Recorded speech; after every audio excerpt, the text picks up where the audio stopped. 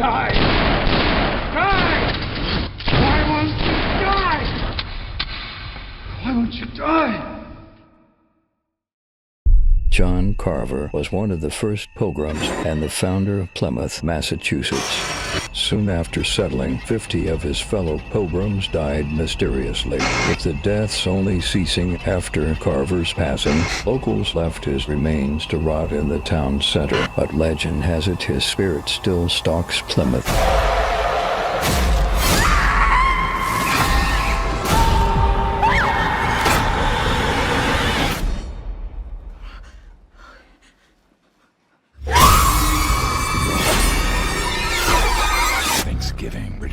What's going on, guys? Why Won't You Die? We are back for another podcast to kick off 2024. I didn't think I would say that. I mean, every year you always wonder, like, man, we're this deep into, decades deep into the next one, right? So 2024, and we're kicking it off. What's up, Q? How you doing, my friend? Yo, what up, Dave? Happy New Year once again. Happy New Year. I remember 1984. I'm old, but yeah. I'm so happy, so happy to be here, man. Talking Why Won't You Die, talking horror, some of our favorite stuff. So I can't wait to get into it tonight. Thanks for having me again, boss. Absolutely, my friend. You guys can check us out on YouTube over on my Flix Talk channel, youtube.com/Flix Talk. I'll have all of our social medias down below. If you guys are listening audio, shouts out to all the audio podcast listeners out there for Spotify, Apple Music. Make sure to send us a like, write a review. But if you guys are watching us on YouTube, you guys see that there's 3 boxes up on the screen, and we have my guy Terrell from the Overlook Theater. Yes, thank you for having me. I'm excited. I'm excited to talk about what we're going to talk about, and I'm a horror fan, so I'm ready. Absolutely. So that's why I wanted you on. We'll get into kind of like the background of like how you got into horror, because I think it's fair to say, I mean, I don't want to speak for you, but just from what I've seen, that you're a movie collector just through and through. Like, you don't just collect horror movies, but what got you into kind of collecting just in general? Got you. When I was a kid, I don't know, my dad used to collect like DVDs or VHSs and all that good stuff. And I don't know, I think it just trickled down to me, I guess. Like I would watch a movie and want to watch it over and over and over. And I would live in Blockbuster. My aunts used to take me to Blockbuster like all the time, Hollywood Video. And I used to always rent Child's Play 2 was my movie. My first horror film that got me into horror in general was A Nightmare on Elm Street Part 2. Ooh. I guess that makes sense now today. But yes, that movie was my first movie. But that I used to watch a lot as a kid. I used to be terrified of Freddy. Freddy's now is my favorite slasher because everyone has to sleep. And Michael, those are scary, but fuck, y'all gotta go to sleep. Even if you nap, Freddy gonna get you. So period. But yeah, so that's what got me to horror. But collecting, I don't know, I just like to have physical content, especially of stuff that I like, which is films, and streaming is not it for me. Like if your internet's out, my Wi-Fi sometimes be glitchy and I can't do the glitching, and the quality won't be great. And if you're into the movie, you want to watch bonus features, you can only do that on a Blu-ray. So collector, that's me ever since VHS, DVD, and I've been doing this since, I don't know, when I was a kid. But Blu-rays had just started in 2008. My first Blu-ray was Friday the 13th, the remake, and Snow White. I'm a Disney nerd, so I got Snow White, that first diamond edition, and the rest is history. I have almost 6,000 Blu-rays now. Oh my! Wow! Yes! Wow! So if you guys, that's an awesome story. I was gonna say, so if you guys are watching on YouTube, you guys can see that we got some physical media. Terrell has a lot of movie posters. Q has all of his stuff in the back as usual. Yep. Physical media is super, super important, I think, to most of us that are watching or listening, or I do on my YouTube channel, I do have like an older audience. So sometimes they're telling me, just from like yesteryear, like the old school movies, especially horror from like the 70s and whatnot. And they are still collectors to this day. But I mean, we're a little younger collectors and whatnot, but 6,000, my God. For me, I'm only over 1,000 because I'm still like sifting out, like, because you want to keep some and you're like, I don't know if I'm going to rewatch that. Let's just donate that to the Goodwill or something like that. And I still have everything. I should, because they take over. Yes, I do. The old ass DVDs, the buying the same The Thing over and over. I have like 5-6 different copies of that. I don't know. I don't know. I guess I should start going through it. Let me ask you real quick. Is there a movie in your, like a guilty pleasure movie that you kind of are not ashamed too much of, like, saying that you have in your collection, but you think you'll be a little embarrassed if people know? Like a movie? Really? Oh, good question. I don't know, because I have everything, so I probably have a lot of that. I don't know. Good question. Like an embarrassed. I'm a embarrassed of nothing. I used to be, but I'm over that. I don't know. I have a lot of shit, like a lot of bullshit, like period. Like throw something out there. Maybe I have it. Like, what do you have? I know you. Oh my god, I can't even. I mean, there's still a lot of guilty pleasure movies that are not.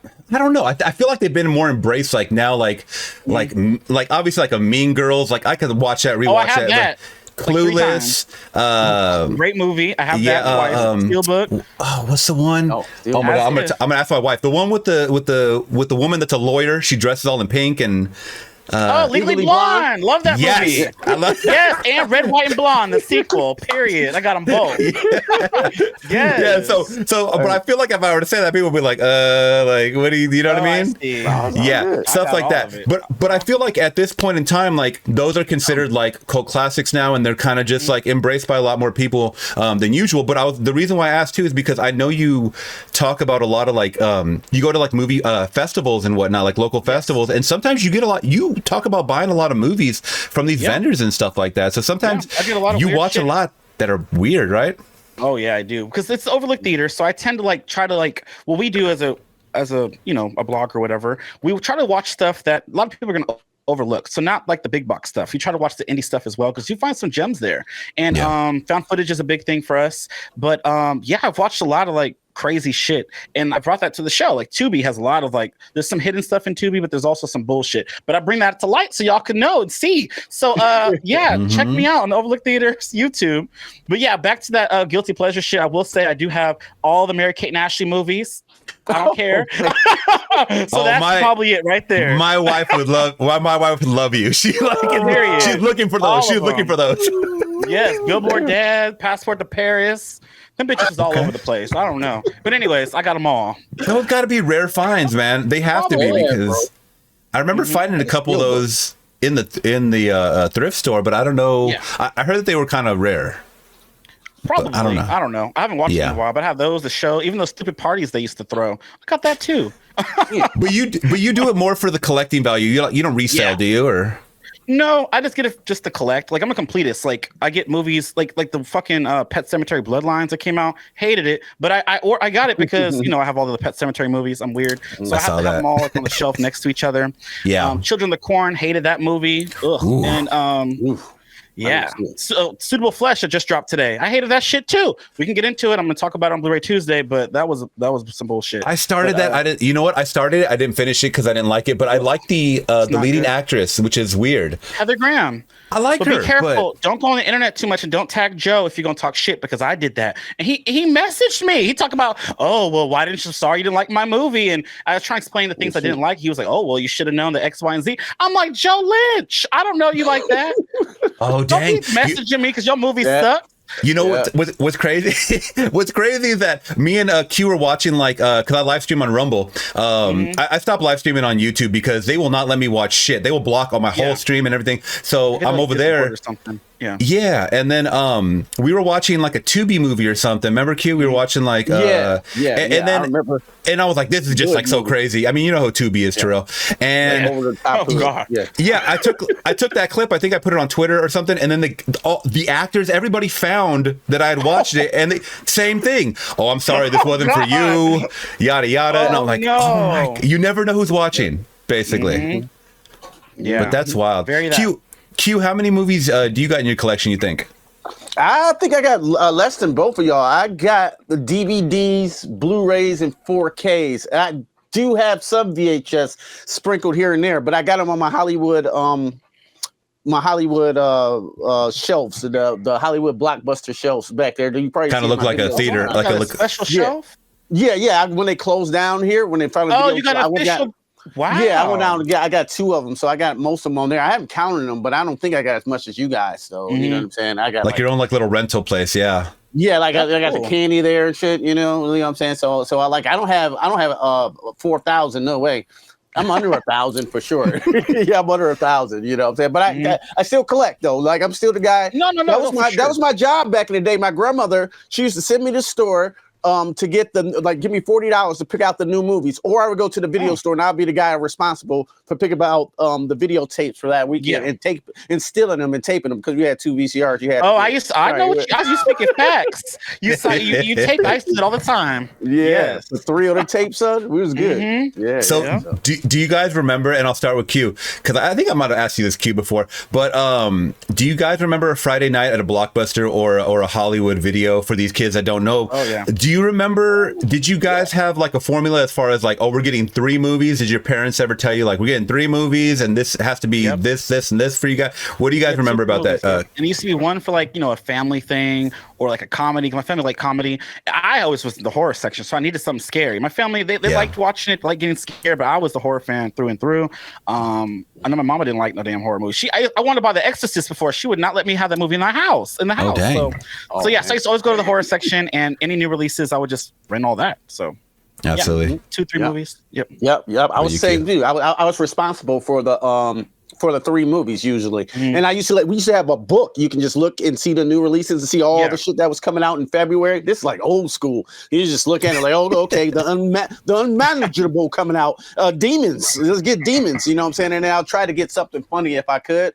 Like an old school movie from the 90s or something like that. That's why I try to keep it level. But it usually was always 2 horror and 1 comedy or a fantasy, like old school, never ending story or some shit like that. You know what I'm saying? So I was always responsible. I felt proud for that. So I felt like really bad when the video stores went away, because it was just so special. And now physical media is going away. Like I can't go on Best Buy anymore and go get my stuff. I don't like it. I like the hunt, like the thrill of the hunt. Yep. And that's the perfect segue. Because that's what I wanted to talk to you guys about. So it is the start of a new year. Last year, there was so many talks about, Best Buy. I remember when it was just like a rumor, like someone was posting online. I think you had reposted it, Terrell. Like people had this like insider information about, possibly it going away. And now we're here. And I know me personally, they're gone at the 2 local Best Buys that are close by me. How about you? Same thing. The one that's closest to me has been gone since the beginning of last year, but you got to drive like 45 minutes out to the next one, and that one had a bunch, but now that's gone too. I visited New Year's Eve for one last time, and they were like pretty empty. I think I posted about it, and it's kind of sad because Target, they'll have this small little section in the front, and they never restock. Yeah, it's crazy. So I have to like order everything online now. Like, no, it's terrible. It comes slipless. I'd be so mad. I ordered, what the fuck I ordered? Some movie, and they came with no slip, and it's a new release. So I was mad. I had an email. I don't like being a Karen on damn Amazon.com. I don't like being in a chat box. They don't want to hear me. I don't want to hear them. Yeah, so I was going to ask real quick. Why does Amazon do that? They'll post a picture of the slip, and then you get it, and there's no slip. Yeah, that's what I'm saying. And then I said I need to return this. And they sent me a replacement and all this good stuff. And it came with a slip. So somebody was trying to get me. Someone see my name and said, "Nope, you're gonna have a problem." We'll slip you. Yeah. Or it's just annoying. That is annoying, especially for us collectors, man. That go out. I remember going out Tuesday, Target. Well, I didn't really go to Walmart too much, but just kind of like Target and Best Buy for the exclusives. I would try to get there. But so how is this? Yeah, exactly. So what I heard was that Best Buy was selling off their steelbooks to Walmart. Is that true? Yeah, it's like the Marvels is going to be a Walmart steelbook. A bunch of the new releases coming out. Walmart's getting exclusive. Yeah. Wow. Yeah, they had a sign there. They had like because I went, I think it was a couple days ago, and they still had the movies there. But then a lot of them, the ones that were gone, there's like Realtor for more information about this. I'm like, what is this? Is weird. Yeah. Like, what are you talking about? I guess you can still order them from the store, but it either though. It's annoying. And they're all old people that work there. Sorry to old people, but they be old and they don't want to help you. I'd be like, hey, this is supposed to be out. They're looking to become crazy. I'm like, oh God, I can't do Walmart either. So oh my God, I'm so sorry. So what do you usually do, Terrell? You usually do Amazon or like directly from the manufacturer? Diabolic DVD lately. Depends what I'm getting, but mostly Amazon. I will say Amazon. Okay. Yeah, I can do Amazon, but sometimes Best Buy. But are they still allowing orders online or no? I haven't ordered from them, but I used to, like the steelbooks and stuff. I would just order it. Yeah, because I was hearing certain people were saying that like if they had pre-ordered something from Best Buy, they got their order canceled recently. Yeah, I heard about that. So I don't know if that's happening to everybody, but that's going to change the landscape of collecting, man. I don't like that. And streaming robs you, bro. Like, if you want to rent Thanksgiving, shit, $19.99. I know it ain't out on physical yet, but like, damn, really? $20, and bro? Sometimes they take that away. I think some of the shit that you buy, years go by, they could take that back or something. And what the hell? Yeah. You don't really own it. Yeah. You don't. But I was just talking to a coworker about this yesterday. Is that I think with I don't want to sound like the old head and just say this is a generational thing, but I think people are the consumers of just entertainment, right? Media, just watching movies or shows. They are living like week to week, and they don't care about rewatching shit because they know that each week Netflix is going to have this next movie or whatever. The content just keeps rolling out, so they forget about it, and that's really sad because that means that big streamers like Netflix, Prime, Hulu, they're like, oh, we don't have to put out a quality product because they're going to forget it in a month anyways. Yeah. Right. Yeah. But me, if I like the movie, I'll rewatch it. So I want it.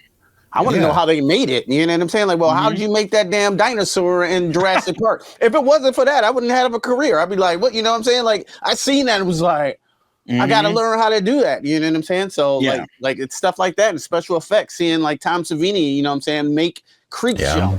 You know what I'm saying? That was important to me coming up, you know what I'm saying? As a guide into the things I wanted to do with my life. And that stuff is not there. Maybe you can go look it up on YouTube, but it ain't the same. Like when I had Michael Jackson Thriller and I just watched the making of it and I was like, I'm blown away. And that's what I want to do. You know what I'm saying? I want to make monsters and shit. So. That's what I've noticed too, is that people are starting to upload like the Blu-ray features up on YouTube. Like you'll find certain features up on YouTube that I've only seen on the Blu-ray, or like bloopers from like The Office. You'll always find them on YouTube. And I'm like, damn, this is like a DVD exclusive before. You know? Yeah. Okay. So. That's kind of interesting. I think how things are going to shift possibly, but I got to look into some of these like Diabolic, like you said, or like. But it is cool that sorry, not to make like to segue too much, but like the certain manufacturers like Vinegar Syndrome, Arrow, like there's a couple other ones. Severin, exactly. Thank you. That are really taking a chance to like get the licenses to restore these old movies that I have never heard of in my life, but like you'll watch the movie and you'll be like, damn, that was a good like cheesy 70s, 80s, 90s movie. And it's cool that they're able to do that and restore them sometimes, or you know, the integrity is still intact. Basically, it's a quality product. You know, I mean, yeah, they're expensive as hell sometimes, but I mean, maybe leave it up to these guys to put that stuff out for us collectors. I don't know. Yeah, I was looking to get The Blob, but it was $30. I was like, man, I love this movie from '85. The Blob is a good one. Oh, the 4K release? Yeah, the 4K release. They went at $30. I think that one's worth it. That one's worth it. Yeah, me too. Like I just didn't pull the trigger on that, so I'm gonna get that one because I've been getting I'm a cheapie, man. All these on my shelf are all from thrift stores. Oh, really? For real? I will hunt. Rasputin. No, we don't have Rasputin out here. We have what's the one on Hollywood Boulevard? They just moved to Sunset. Amoeba, yeah. Hollywood. Amoeba. I went there last year. Okay. Yeah, I haven't been to Amoebas in a minute, but there's one in Burbank out here that's called Atomic Records. If you can, go there. They have vinyl, they have CDs still, and they have just physical media in general, like DVDs. I got 4Ks for like a couple dollars. Wow. What is it called? I'm always in Burbank for like Monster Palooza and stuff. Oh, perfect. Yeah, it's called Atomic Records. Okay.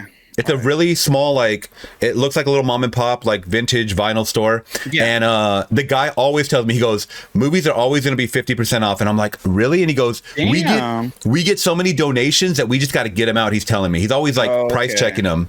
So if you really want to hoard up on some good quality stuff, Blu-rays, 4Ks, get them there. Okay. Shouts out Burbank Atomic Records, by the way. But yeah, let's get into the next segment, guys, real quick. Next bit of news. It's been out for a little bit, but I want to know your thoughts specifically, Terrell, because I've noticed that you kind of cling. Well, maybe not cling. You cling to everything, physical media or movies.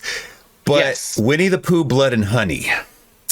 All right, let's do it. I'm ready. I didn't want to say you cling to bad movies, but I noticed you do review a lot of Tubi movies, and Tubi movies generally, especially the originals, are kind of bad, right? Mm-hmm. Yeah. But I like the way okay, you didn't like it because I messaged you. You put that oh my god face like I can't make it stop. No, that movie was great. I went to that theater, I had my popcorn. I saw it that one night only, the first Winnie the Pooh, the first one. And I had a lot of fun. He was bitch slapping bitches. They were dumb as hell. And he was putting honey on that mask. And he was, I don't know, it was weird. It opened up with them starving because Christopher Robin left the town or some shit. I don't know, animals don't know how to feed themselves. They DoorDash. I don't know. It was weird. And they turned rabid and they just started killing people. It was fun. What did you want? Okay, I'll tell you what's wrong. There's a lot wrong with this, in my opinion. So I will say that the way you explained it with the story, because I totally forgot about the story, because all I could think about was that damn Party City mask. It looked like the Freddy one the Freddy one that you had got recently. Yes. Oh, that was a pancake with a strap on it. That was the mask. I'm gonna post that picture right here on the YouTube, by the way. But the story. I was hosting Nightmare 4 actually in San Francisco. Yeah. That was Freddy, and that was. It was a joke, but that mask was awful. Q will see it. I'll show it to Q. But the story itself, it was promising. I mean, in a horror aspect, if you're going to do it that way. Then I see the damn mask of him and Piglet, and I'm like, do you have to make them man creatures? Like, can't they make them like creatures? You know what I mean? Like a actual bear. Am I thinking too hard for these movies? I don't know. It was an indie low budget movie. They because I was talking to the producer of this, and he's all. I bought 2 shirts at Hot Topic. I was happy. Oh god, I like that movie. Anyway, so the producer, Terrell. He was hella cool. He was like, he said if I would fly to the UK, I ain't got no kind of UK money. He would put me in the movie to get killed, and I was happy about that. So maybe the sequel. Cool. Yes, I didn't do that. I didn't go to the damn UK. I ain't got no money. Anyway, so I went to. He was telling me how they got a bigger budget for the sequel, and the sequel's gonna have a lot more blood and kills. So stay tuned for that. But you didn't have any fun in this movie. You were tripping on the mask. So oh god. So I will say awful, I get it, but I had fun watching it. Yeah.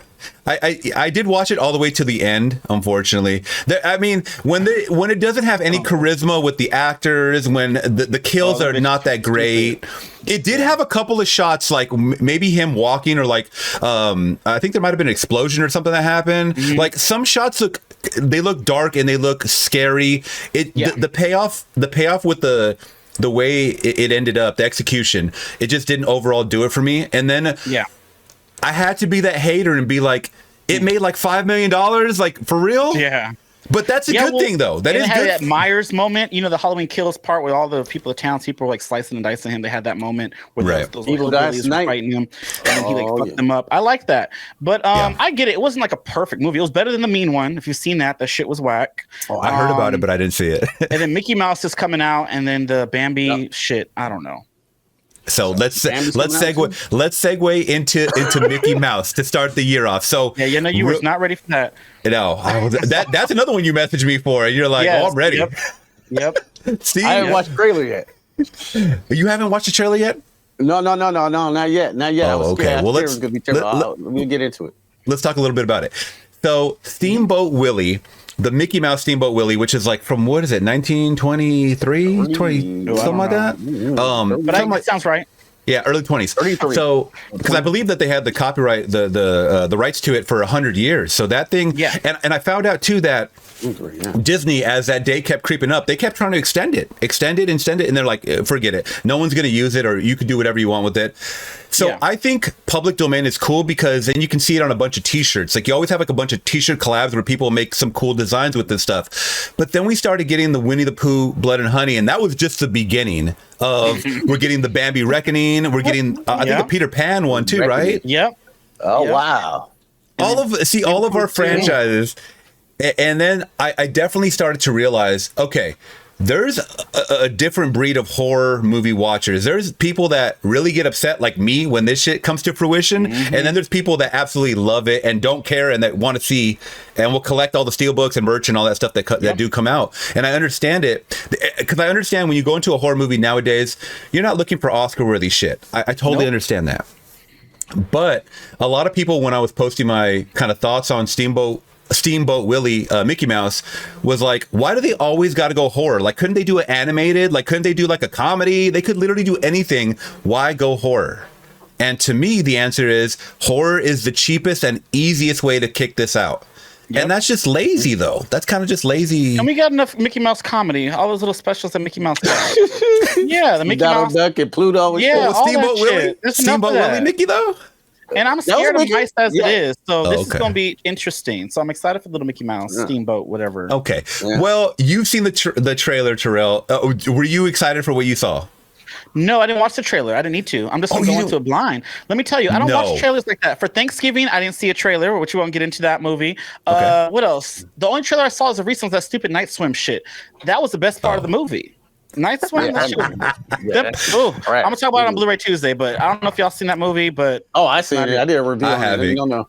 Yeah, so you guys both agree. I have a buddy too that actually liked it a lot. He goes, "I think I'm the only one online that likes that movie." What did you like? That shit was boring as hell. I did not Talking see about it. Winnie the Pooh, at least that was fun. Yeah, and they had shitty special effects in Night Swim, boy. Yeah, You they talking about did. some, They had what money the behind that shit. Yeah. Well, that's a perfect example. Not to get off topic, but that's a perfect example of because it came from a short story, right, or a short horror movie. Short film. And the short film was great. I watched it. It's on YouTube. It's like 3 minutes. Sometimes you got to just leave it as a short film, you know what I mean, and not expand on it. I mean, what did you? Speaking about short film, did you ever see the one? What's it? Lights Out, the one with the. Oh yeah, no, that was good. Did you like that movie? Turned to movie. That movie was good, and I thought that they would do more with that character. That Diana bitch, whatever her name was, she was scary. I used to be afraid of the dark, and that was terrifying. Little light shit. That movie was really well done, and you brought that up. I need to rewatch that, but they should have continued that with the sequel or something. That's making sequels for bullshit. Why didn't they make a sequel to that? That was actually good. Yeah, that's a perfect example of one that actually hit the mark for me. But going back to this, I wanted to talk about this. Okay, so I guess I'm off my rocker for talking about bad on Winnie the Pooh, Blood and Honey. But the director, wait, have you seen it, Q? No, I haven't seen it. Yeah, I know it's over there on Peacock and with Five Nights at Freddy. I might do a double feature. Oh god, they bought it on Peacock. Okay. Well, anyway. Okay. I'm a hater. I'm a hater ass bitch. Then I guess. All right. So Winnie the Pooh, Blood and Honey director came out a couple of days ago and said some bad things about the director of the people behind Steamboat Willie, saying that they shouldn't do it, that it's going to ruin the integrity of these properties when he's doing the exact same thing. I didn't see that. That doesn't even make any sense. Check it out. It's on Screen Rant. It's on Screen Rant. So let me read a little bit of the cliff notes. So the filmmaker Rise, I'm gonna butcher this name, Rise Frack Waterfield warns against horror adaptations of Steamboat Willie and other public domain characters, predicting costly lawsuits and lack of quality. Okay, he didn't get hit with a lawsuit, but why does he think everybody else is? I don't get. No sense, because Winnie the Pooh, that's Disney too, wasn't it? Oh, that rhymed. Yeah. But anyways, he's Disney, and that shit wasn't good at all either.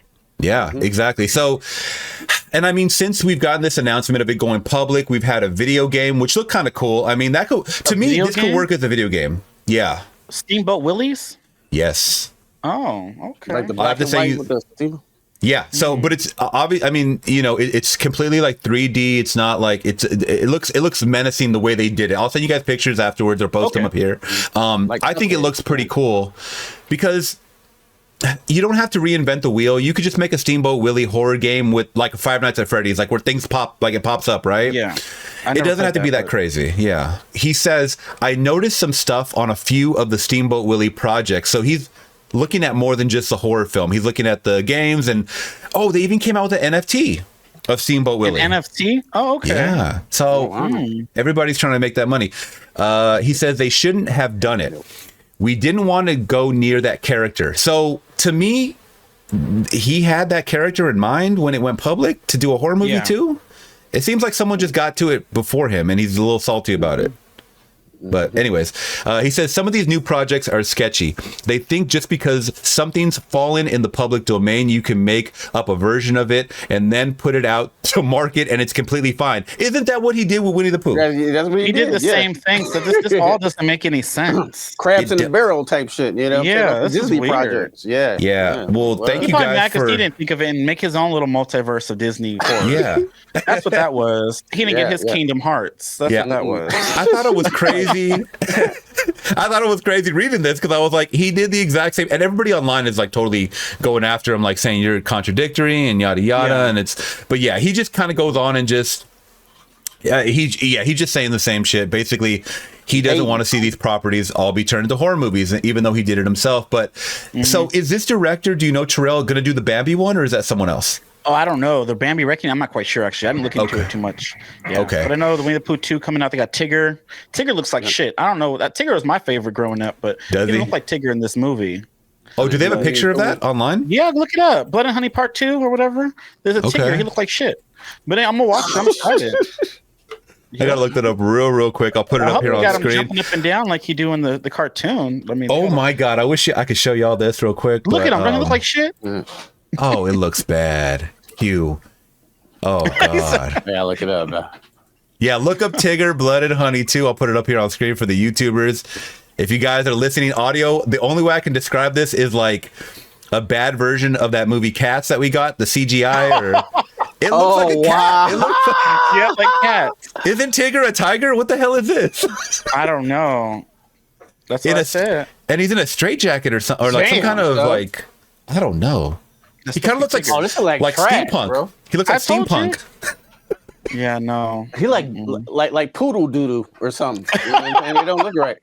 And the hands look like claws, and there's like a bunch of feathers, so it looks like maybe he attacked something with feathers, or yeah, because he's standing in a pile of feathers that have blood on it.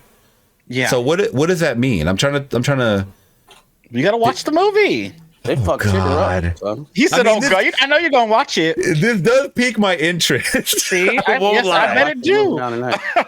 But that's exactly what they want. It's almost like a clickbaity way, to get people. Oh, I want to see how bad this is. You know what I mean? Yeah. Yikes! It's giving me Halloween USA a little bit.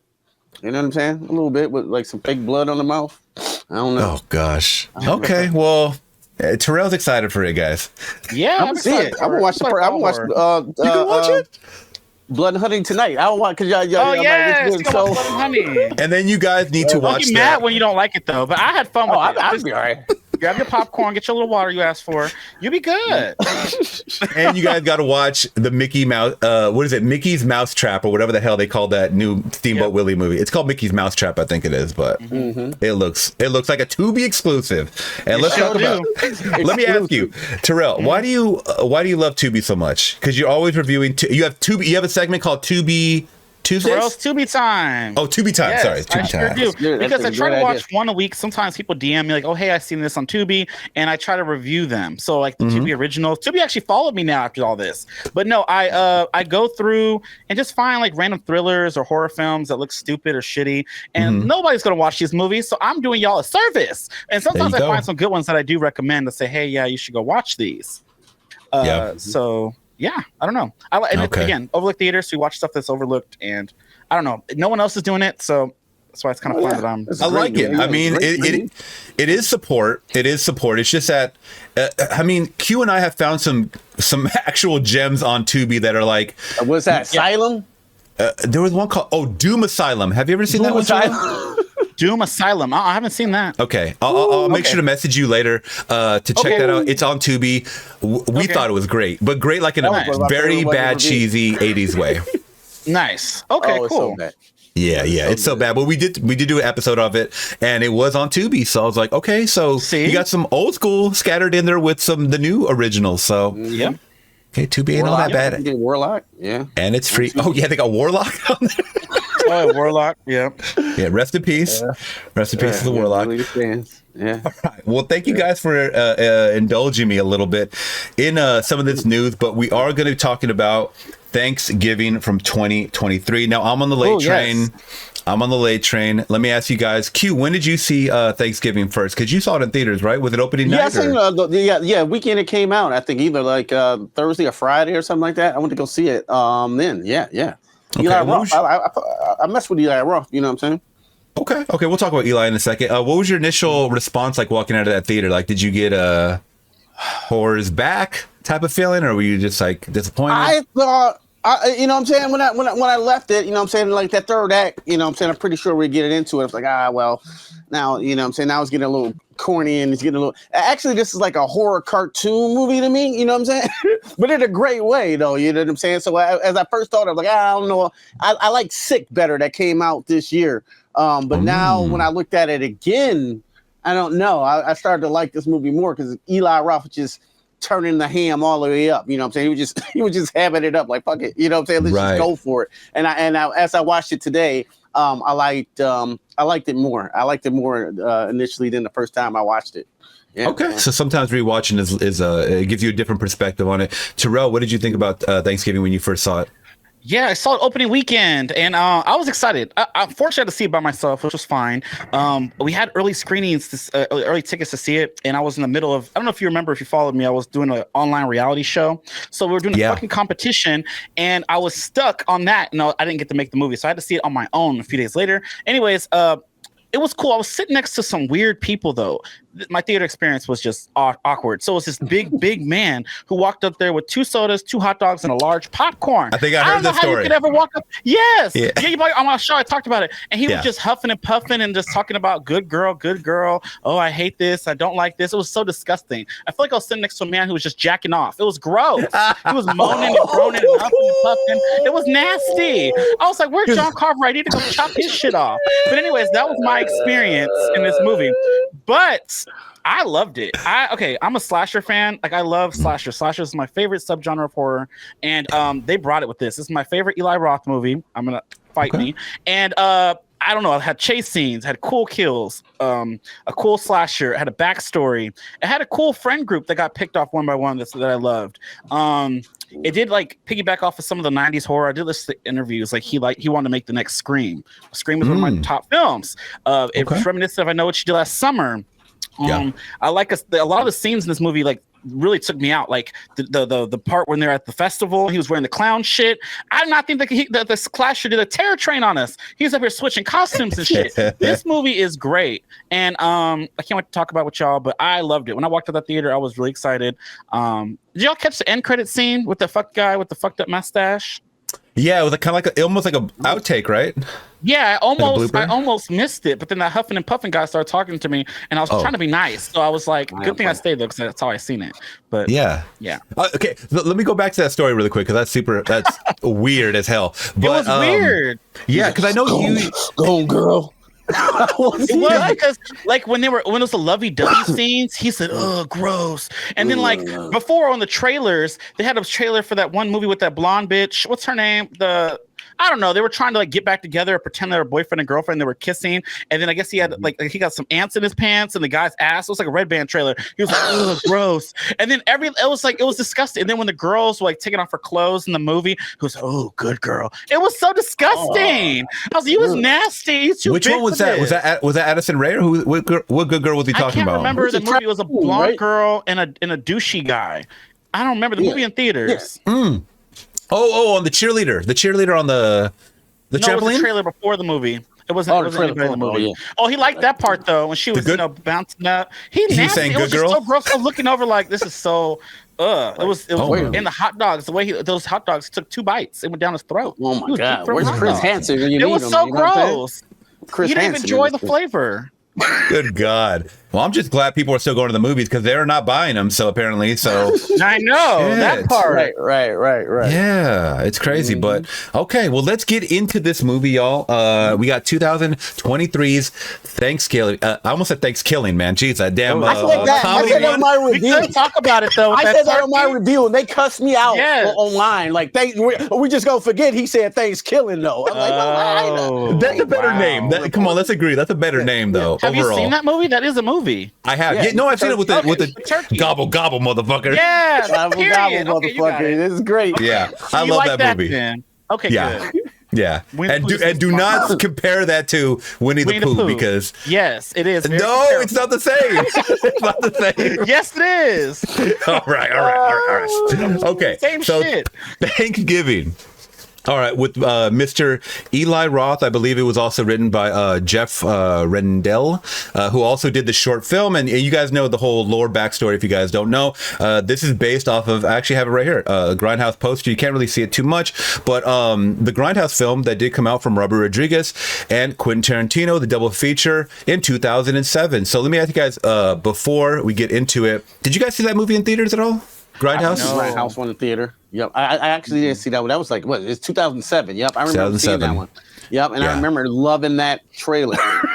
I'm like, this got to be a real movie. That's all I remember. Yeah. The trailer, the original trailer is even darker than this movie a little bit. I like the original trailer. It's crazy as fuck. If you haven't seen it, Terrell, look up Thanksgiving. Oh, you have seen it? I saw the trailer. Yeah, I did. I watched it before going into, or after I seen the movie. I went back to watch the trailer. Okay, cool. So it's cool that they implemented kind of some of the things from the old school trailer. Well, I don't even want to say old school, but 2007 trailer to what they ended up, executing in 2023's Thanksgiving. It was.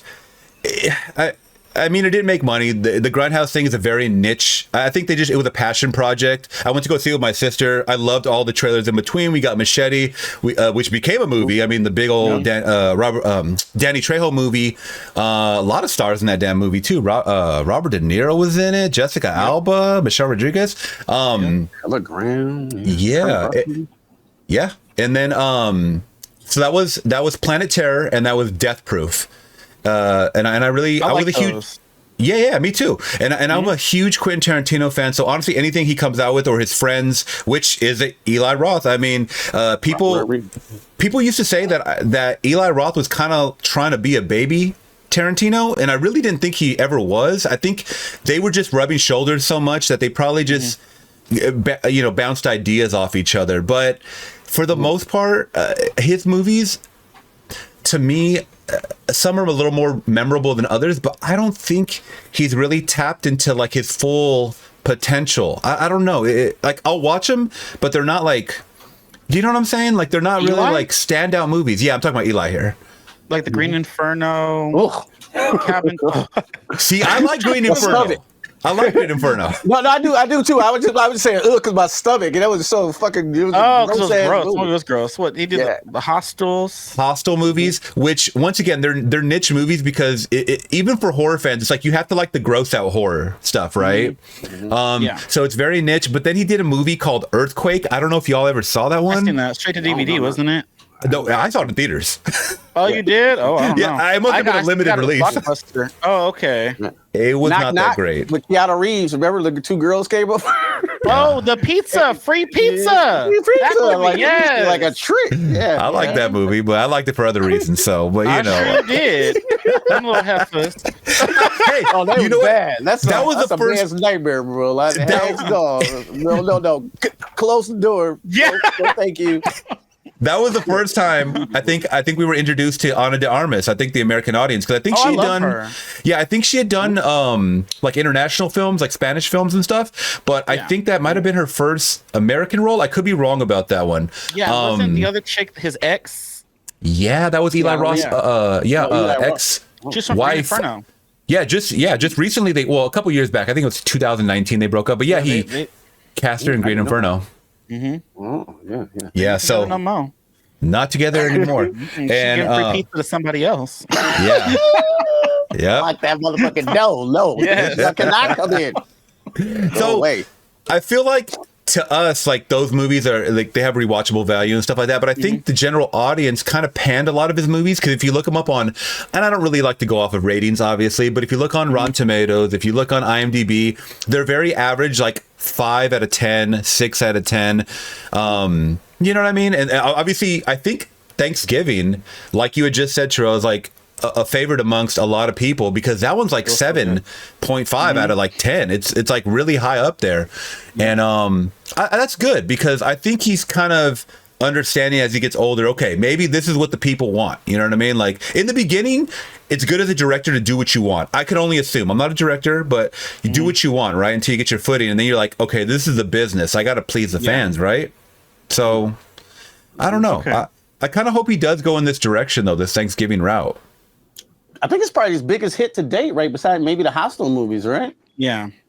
It has to be. I remember. Part 2 is greenlit. Yeah, it's greenlit. It's coming. Part 2. Starting production. I'm scared though because what if it's stupid? Because this one was so good. Yeah. It was kind of silly too. Yeah, like this was kind of silly and fun. And I like that. Me too. Yeah, like as I watch it the next time, like I'm having fucking a great time with this. This is great, and it's over the top, and I'm liking this. The second time I saw it, because I think I was going expecting like I need this to be like sick or something, like more serious. But now I was like, fuck this. This shit is Sick was good too. Yeah. On a different type of way, you know what I'm saying? They kept that one a little bit more serious. You know, this one's over. You baking a lady and a turkey and I know that bitch. She deserved it. I didn't like her. You didn't like her? I didn't like her in Saw 6 either. Well, she was okay. She was the bitch on the little thing that turns. I was trying to figure out where I seen her before. Saw 6, and she was in a lot of like older stuff and bikinis all the damn time. So maybe you remember her from that. But anyways, she's well known. Okay. But yeah, she was a bitch in this movie. Oh, I'm glad she got cooked. She got cooked. I was gonna ask. So where do we go from here? Like, you guys are just talking about, like, so I can see this happening every year and dropping on Thanksgiving, obviously. But it's like, where does John Carver go from here? Does he go the Scream route? It could be anybody, or obviously, we know the ending of the movie, but like, how there has to be motivation for the reason why they're doing what they're doing. If you go the Scream route, you just attach it to another person, right? Like. Interesting, yeah. Like someone did them wrong you know what I'm saying? Interesting if someone different. Unless it's him again, and it's like, I know it's still summer, and then he's back. I still know. Only because we didn't really. Are we spoiling this? Yeah, I know. I get. See, Terrell, this is what I'm telling you. I'm all over the fucking place. Talking about the ending already. Oh, he couldn't find his body. Yeah, we didn't find the body. He could have been. He could have been that firefighter that left. Yep.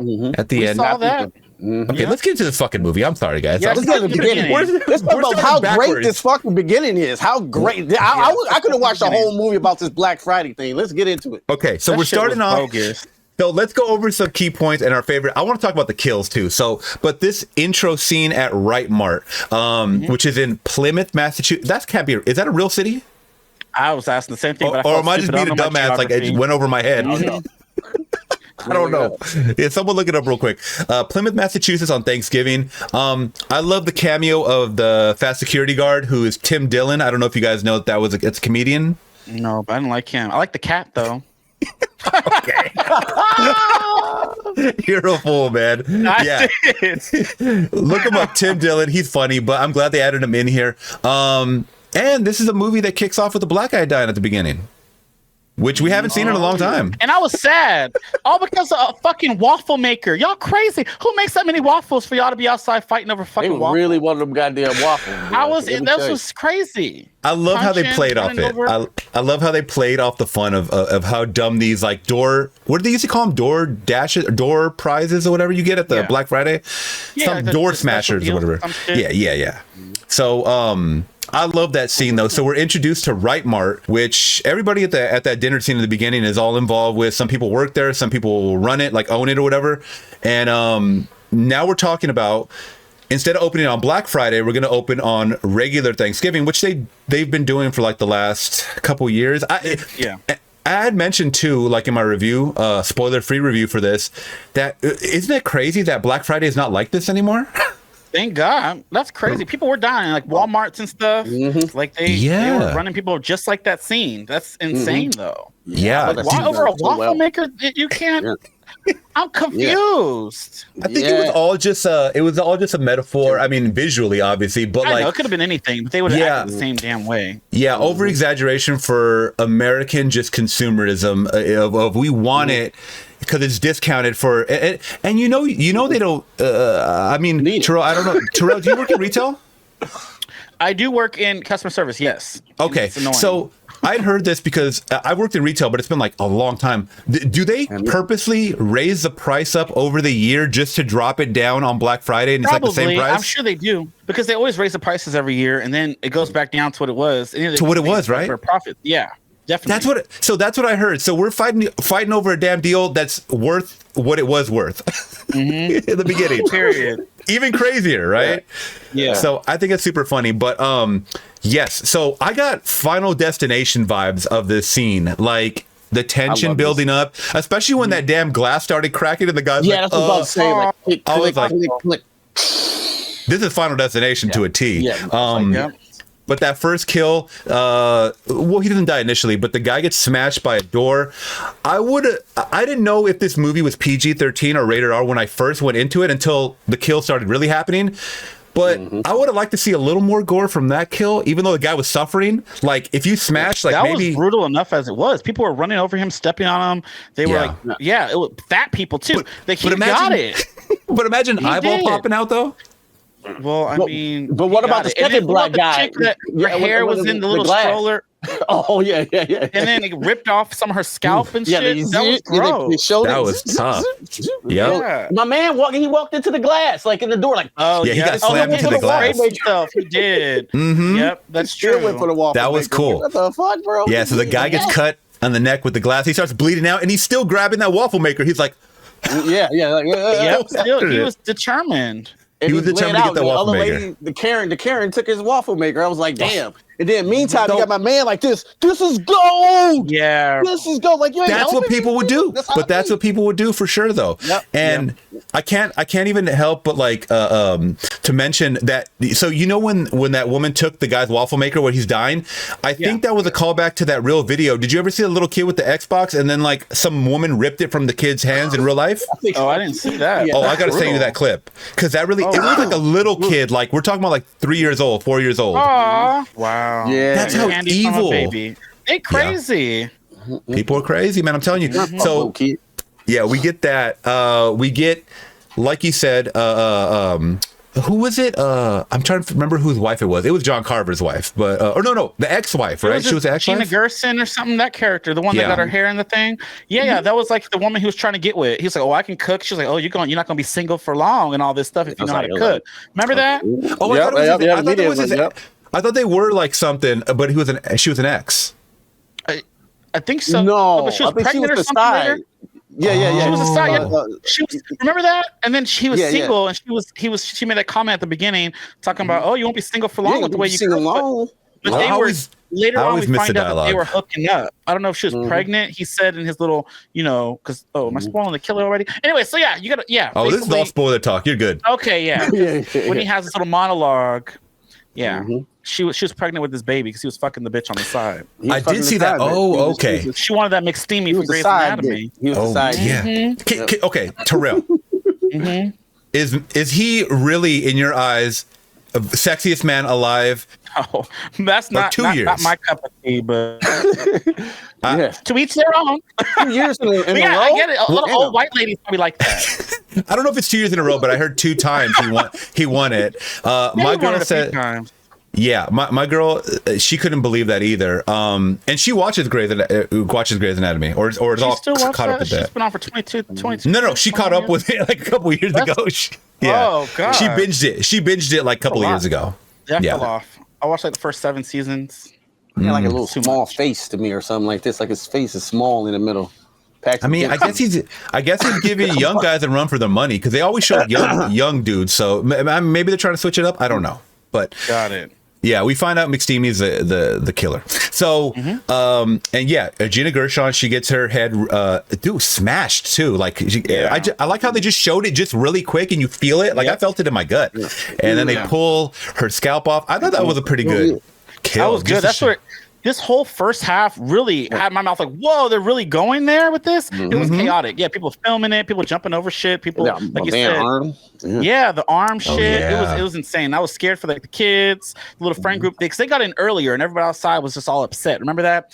And because I guess one of the girls, her dad owns the place, so she got to get in there early to go. I don't know what were they looking at? Light bulbs or something? Lights. I think he's the boy. The main jock was talking about how he needed a phone because he broke his phone or something. Oh, that's what it was. That's why. I hated that dude too. I didn't Me like too. I hated him. I hated the one that was trying to get with the girl. The little scrawny boy. I wanted him to be the killer so he get his head chopped off. Oh yeah, he's still here. I didn't like him. Yeah, I didn't like him at all. Yeah. Well, that's good though. He created Eli Roth created a lot of characters, or whoever wrote these characters. They created a lot of likable and, well, at least for me, some likable, some mostly unlikable. But I like the final girl. Cool. What do you guys think about the final girl? Potential victims. I actually like the friend group. There's just a couple of them I was just hoping they got, killed. Killed off, yeah. How do you guys feel about the final girl? Oh, she was chill. She was Yeah, chill. yeah, I like her. She's better than Julie James. So I wish Scooby did some more. The other black dude. I wish he did a little more. Oh, I know. Yeah, just give him a little something more to do. But like him. Oh God, dude, his girl had a crazy death too. The one with the chainsaw or that saw thing. Oh I know. She had the ear thing first. Yeah, and then she went down the stairs, and then her fingers got chopped, and then her stomach. That was insane. Everybody blood splattering everywhere. Yeah. Oh man, I will say this.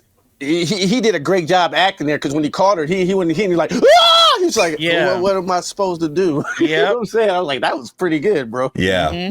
Yeah, I did like that part for him. I also kind of like too when people hesitate when they're holding you're holding a gun. Like it's not like we're not all walking around like John Wick. You know what I mean? So I think when you got a gun in your hand and there's like a killer in front of you, like with your girl or whoever, like you're gonna hesitate. Yeah. And then he clicked it and then the safety was on. He's like, oh shit.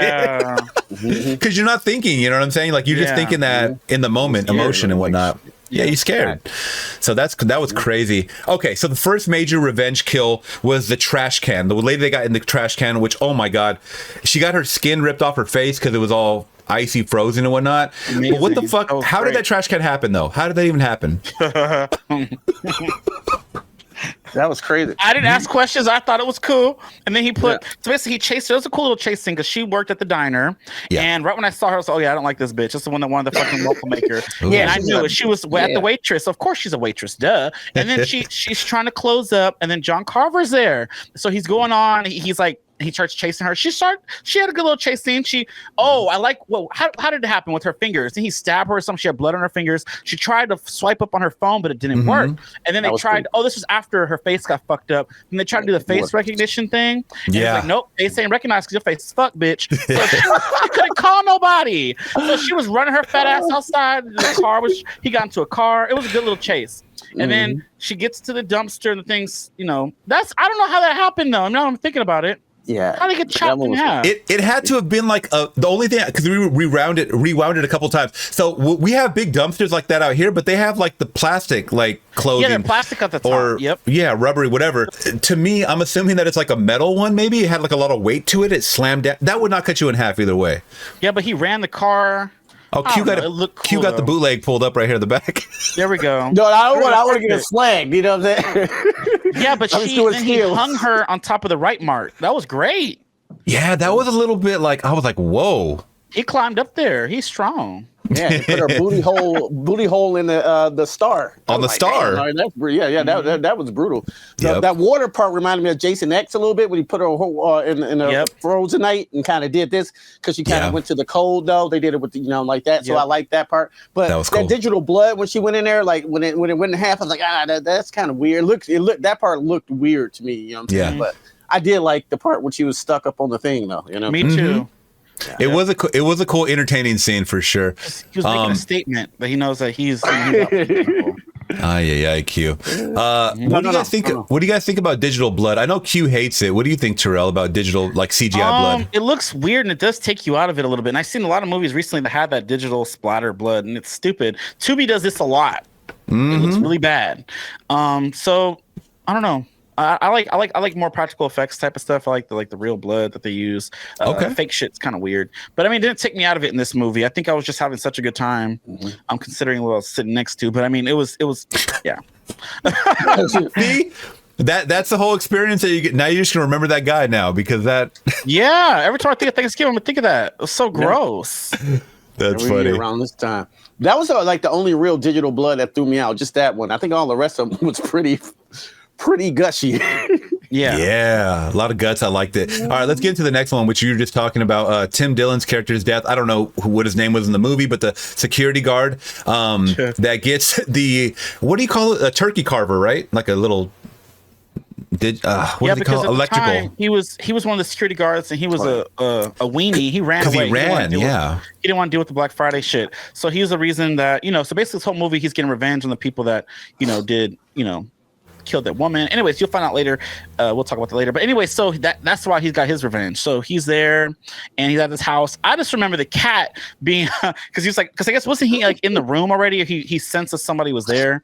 Yeah. Or did he fight back or something? And the cat's just sitting there staring. But then he wasn't in there. But the cat didn't give a fuck. And then after he kills him, he goes to feed the cat, and the cat was just like, okay, there's no problem. After I love that.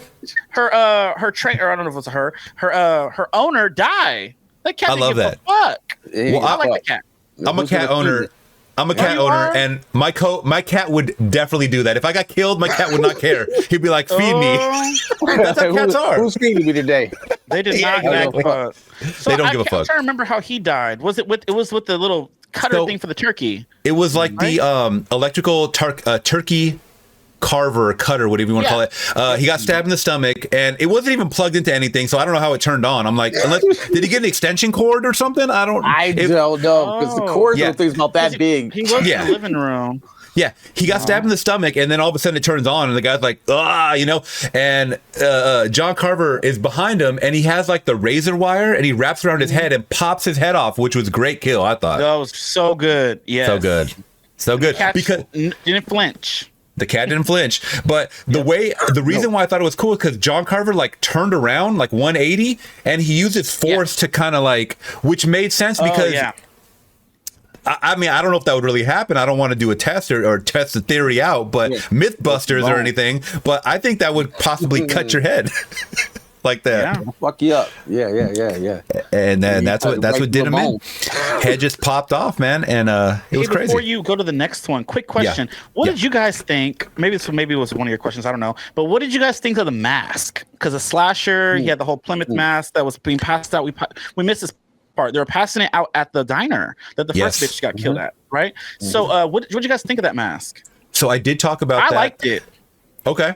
So I did talk about that in my spoiler-free review, that I actually put a tweet out here before I'd even seen this movie. I go, you know what? I hope in 2024 that we get more slasher movies that obviously have mask, but I personally like scary mask. I always thought the Scream mask was not intentionally scary, but because it was used to kill so many times, it became scary to me. Like once I see that, I know it's a symbol. I know it's a symbol of a serial killer, basically.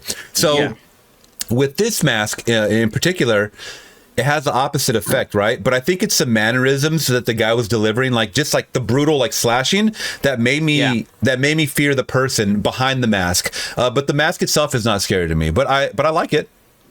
I liked it for what it was, and it's like one of the first Thanksgiving slashers per se. I love holiday horror too, so that I thought that was cool. Little John Carver mask. Plus, I love how throughout we haven't got to this kill yet, but when he burns some of it and he goes on, it's like the darker version of the mask. That's the one I really love. The mask progressed. I loved that. So, forgot about that. What did you think, Q?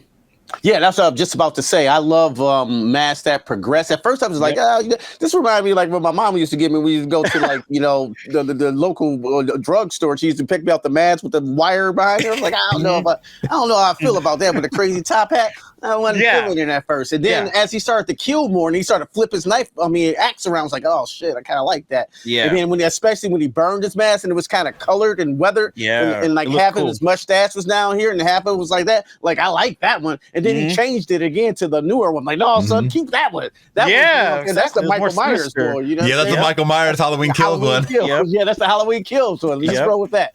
So at the end, I actually started liking the mask a lot more, for sure. Yeah. I watch them again with that mask. You got to have it again in the sequel. You got to. Oh, definitely. I liked it. Yeah, they should pull that out in the sequel. I mean, since he did, we're jumping to the end, but like the explosion, I mean, with the fire, it could be, they could just bring it back just because, you know what I mean? Yeah. So we do get I don't think he had a name, but it was a douchebag. I just put douchebag jock gets his head rotated 180 degrees and his girl becomes a pincushion on the trampoline. That's what I wrote. Oh, yeah. So I thought, so look at this. When abrupt kills happen, like obviously I was watching the trampoline scene, right? So I saw a head just rotate. I see a head rotate just real quick, and I'm like, "Whoa!" So then I rewound it. Because it happened so fast. And my girl's like, that's why you're rewinding it, huh? That's why you're rewinding it. I was like, oh shit. I go, trying to get in trouble. I go, I'm taking notes here. Don't worry. I'm taking notes here for the podcast. Don't worry. I mean this part? No, I'm just kidding. Don't pull it up. But I'm just kidding. I thought that was really cool because you had every single kill in this. I mean, you had people getting stabbed. You had people getting their heads popped off, cut in half, heads turned all the way around. Sometimes in slasher movies, you only get like one like main stabbing, and they just keep stabbing people throughout, right? But you got like every variation to kill in this movie. I love that. Yeah. And then he got under the trampoline and started doing this, and then you see her jump, and the camera's going like this, and a knife comes like it cut her foot once. I was like, ah, shit! I thought it was gonna cut something else. Her me too. And shit. I know. I thought it was. I thought it was gonna be like the original, right? Like the original trailer. Yeah, they didn't do that in this one. Yeah, I was waiting. I was like, they're gonna do that? Yeah, I didn't do it. That maybe that was crossing the line for them. The MPAA was like, nah, we ain't doing that. I think the original didn't she get like fully naked or like her top was off? I don't think in this one. Yeah, I think so. Yeah. Oh yeah, you're right. You're right. Top was off. This one, it wasn't. Okay. The MPAA was like, no, this ain't Terrifier. We ain't doing that. And not to jump to the end, but by the end we got to the dinner scene. I was like, how is this movie like not an unrated like or NC-17? I was like, I was getting a little bit. I mean, like for us, it's fine, but I mean for the general audience that doesn't know what the hell Thanksgiving is, you know? Yeah. That's gross. We'll get to that. Yeah, we'll get to that. But yeah, our cheerleader gets kind of and was she was not part of the friend group, right? She was just a jock's boy, but she was at that Black Friday thing, right? She was like, I think she was like in a sweatsuit or something. I forgot, but I think she was at the window trying to get in. Oh yeah, I think she was. Yep. Yeah, she was. But she just ends up getting stabbed and her foot slashed and whatnot. And I can't do feet. Like if someone gets stabbed in the foot or like a foot fetish. No, I don't. Well, it's like a anti-foot fetish, I guess, or I don't know. I'm playing. But anything, I mean, I step on a Lego. I don't even want to see that in a movie, stepping on a Lego, because I can feel it. I can feel it. You know, like remember Home Alone? Remember Home Alone when they step on all the ornaments and shit? Oh God. Oh yeah. You probably like the Quiet Place then, where they had that nail out and they kept walking past it, and we're just waiting for someone to step on that fucking nail and that. You remember that? I remember that scene. Yes. Yes. You want to scream for her in the theater? Yeah, exactly. Motherfucker, you better not say nothing. You're all quiet in here. She wasn't even screaming, giving birth. She was like holding it. I was like, God. No, that's a trooper. Yes. I'll be scared of her. Yep. 1,000%. Exactly. Yeah. All right. So our next kill is I'm gonna butcher this name, but her name was Yulia. I think she was like Russian, right? Her dad was like super Russian. Mm-hmm. Yeah, he was a mob boss or something. He scared me. Yeah, I was like, oh, he's definitely connected. I knew he was connected to something. Mustaches. He's like, we are getting out of here. We're going to Florida. But Yulia gets the corn cob spikes in her ears, which are only like what, an inch long or 2 inches long. Still though, they might have hit her eardrums. It did because when she was when she was like scrambling to get away, it kind of like muffled, which I liked. Like they kind of gave like her perspective of what was happening. You know, that was pretty cool. I like that. That's the Freddy Dead moment for you there. You know what I'm saying with the hearing. Hey, Q, get ready. We're gonna do a Freddy's Dead review, okay? So get ready. I'm down. Right. Yeah, let's do it. All right, so we get the corn cob spikes in the ears, which is just a funny, like, it's just related to Thanksgiving, right? But then, going back to what we said about how she got all sliced up, her hands and her stomach all chopped up on the cutting. That was bad. Off her fingers, then it went to her stomach. That was crazy. Yeah. It was another cool moment in the movie, though. I was like, damn, she got fucked up. I yelled at the screen in that scene. That Saw thing, like, what was that? And there's like a workshop, or did he have a workshop in his house? Okay, so I was like, where did this thing come from? It's just for cutting wood. Because I guess her boyfriend and then the main girl, they all went there to try to go save her, and that's when they walked in on the car arrest. Is that their first interaction or second? I can't remember. Ooh, that's a good question. Never mind. Because I thought that was cool the way they implemented the FaceTime, because they were FaceTiming and he was like right behind her, and then that's when they were just like, and they went down the street basically to her house. John Carver also had an Instagram, and I don't know if it's still up, but it was a real one. But then they think he would send them text and stuff and have their names on the table. So he was the 'em. people that he was going to come for. We didn't talk about that, but I thought that was kind of cool as well. Yeah, I do like the implementation of just like modern technology or modern things that, you know, and it was cool the way they hit it too, because you know, towards the end they start like trying to like locate his position or whatever, and they find out he just was not, the phone was just there, like it wasn't the actual, you know, where they were all at, and I was like, oh shit, like I really like that. I really thought that was good. It's so almost Scream, like they do that in Scream a little bit now. I thought they even did it even better here in this movie, to be honest with you, with some of the things, how they utilize technology in certain ways, like that. That's kind of smart. Even like with the blood thing in the phone. She couldn't even. That was great. And then, oh my god. So funny. All right, then we got our whole Thanksgiving scene or the parade, I'm sorry, where, like you said, we got the whole, okay, you're expecting John Carver to pop up, and then of course there's going to be a bunch of people wearing the mask, which we saw. We saw people walk, like a bunch of red herrings, which I love in this movie, my god. But then it's a clown.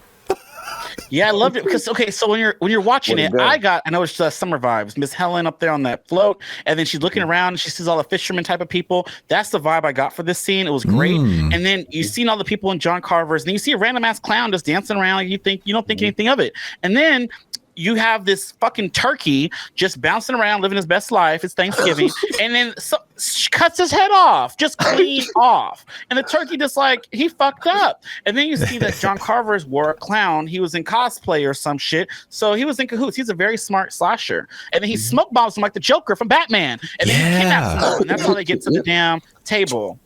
The Thanksgiving dinner. That was smart, man. That was nice great, move. y'all. Yeah, that was a nice move. And and the kills of that one too. They was what the when that thing went through that dude's face.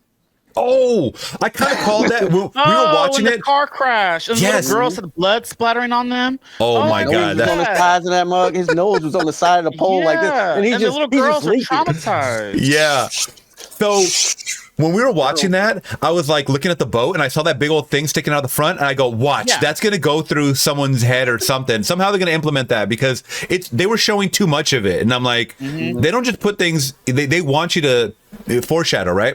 And it happened. And then when all that blood was squirting on the little girls, my girl's like, oh, that's too much. That's too much now. I go, this is Thanksgiving. Like, if this is what we're gonna get, like, I'm really happy to see the sequel. She's like, that's too much. But I thought that scene was great. It led to a bunch of mayhem, and the smoke bombs. I was not expecting, like, this guy was a pro, and then you find out it's a cop, obviously, so he has training, you know, like he probably has access to all this shit, you know, from the police station or whatnot. I thought it was a great scene. So speaking of that, when you guys were watching it, because sometimes I try not to do this, but I'd be like, okay, who's the killer? I try to look at everybody differently. You have the boyfriend that went away, that got his hand fucked up. There used to be a superstar athlete. Then you have the other dude that tried to sweep in and get her. You know, all these characters. Did you guys think that the cop might have been a killer? Because a few times, was like, okay, I think it's the cop. But then they kind of kept throwing me off for a loop. But it didn't take me out of it. Like, knowing that the killer was who the killer was for me, I didn't dislike it even more. You know, sometimes like, oh yeah, it's obvious. But the movie was so good, it didn't even matter. How did you guys what'd you think, Q? Did you guys trying to guess the killer? Or? Yeah, like the cop is like who you're not thinking about. So I kind of did think it might have been a cop, but then I seen the one that didn't make any sense. Maybe we'll get to it when you seen her boyfriend with the curly hair who broke his hand or whatever in the mask and the hat. But why? Like, I don't understand. At the end, right when he walks in the warehouse. Yeah, when he walks in work, she said he drugged him or something shit, right? I don't know, but he literally. We'll get to that. He literally took off the hat and, you know what I'm saying, the mask, and looked around all sinister. It was like, what? Okay. But so as I found out I was a cop, I didn't mind. I was like, all right, cool. Because he was gone for a year, so that was a huge red herring. And maybe in the sequel, maybe he related to him some kind of way. Maybe they did work together. Who knows? That would be kind of cool. See, I thought when they showed that scene, because that was the only question mark of the whole movie when I watched it recently on digital, is that why did they show him walk in? He had a mask, and then he took it off like he was somehow part of. I was like, is this a second killer? Are they gonna do the whole sequel, the Scream thing, obviously with the multiple killers? But that was never explained. Maybe he was just wearing it for the holiday because everyone had the mask. I don't know actually. But he got away with it for you. If it wasn't for you meddling kids, that's like yeah. But he was all alone. Like nobody was out there in that area. But what I was gonna say is that I did not think that. At first, I think they wanted you to think that was the boyfriend was the killer, the curly hair, because he was gone for so long. He had animosity probably towards the group for like you messed up my scholarship or whatever for his hand and stuff. So at first I thought that, but then I was like, he's too short. John Carver is like tall, was a lot taller. Yeah. So then I started looking at the new boyfriend for the final girl, and I thought it was him initially. Yeah, I didn't like him. So yeah, but then I was like, oh shit, something about him was weird to me. Yeah. Oh, he thought he was better than everybody. I think he even said something. He even said something about like the curly hair guy being broke or something. Remember? Yeah. About his job or something. Smart kids take Adderall so we can get an Ivy League school and you could be pumping our gas or some shit like that. Yeah. And I was like, what a dick. Like I hope he died. Yeah. Yeah. So that leads to but before we get to that point, the whole warehouse scene, we get. Mama gets a pitchfork in the back and broiled alive. So she's laying on the table. She's getting all seasoned up. And that leads to kind of like... now with olive oil and putting some parsley. All the fixins. Parsley between her toes. Like seasoning her up. That was crazy. That was the Quentin Tarantino moment right there with the feet. Oh yeah, he was going in. I think Quinn boiled the bitch. Yeah, Quinn stepped in and he's like, Eli, let me take the camera real quick and get this one scene. No, but yeah, I thought that was a cool scene because when she kind of was about to get away, it kind of reminded me of a Texas Chainsaw Massacre, like the reboot, the one with Jessica Biel. Remember that one? Oh, that one. Yeah. We got to talk that soon, by the way. That one, like, there was a lot of like cat and mouse, like where they're hiding from Leatherface. So it kind of gave me those vibes when they were hiding from John Carver around the corner or whatnot, or like when she opens the fridge and she sees another body in there, it's still alive. I was like, oh my god, like it was a really scary scene. I liked it a lot. What'd you guys think?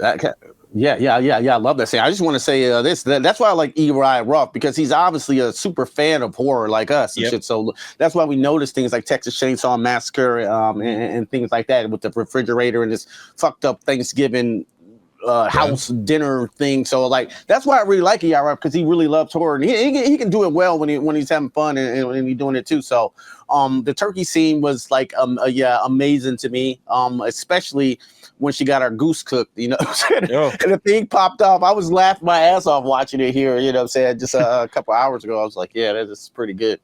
Yeah. What'd you think of that scene, Terrell? No, I liked it. I mean, there was a nice little chase, a little cat and mouse, like you guys mentioned. Was a surprise to see what she found in that refrigerator. I don't know. And then I don't really care for the character, so I was glad that she finally got hers. She's the wife of the guy who they're about to open, a year later. They're still going to open up for Black Friday. They didn't, no remorse for last season, what happened. And she's like, oh, I got to take care of my husband and go what he wants and all this. She wanted her money. And she got roasted. That's what she get.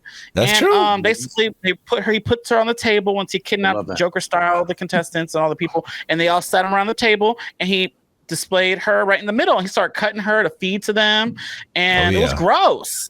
Let's talk about that. Let's talk about this dinner table scene then, because this shit went on way too long, but I loved it. What do y'all think about that table scene? Let's talk about the color on that turkey, though.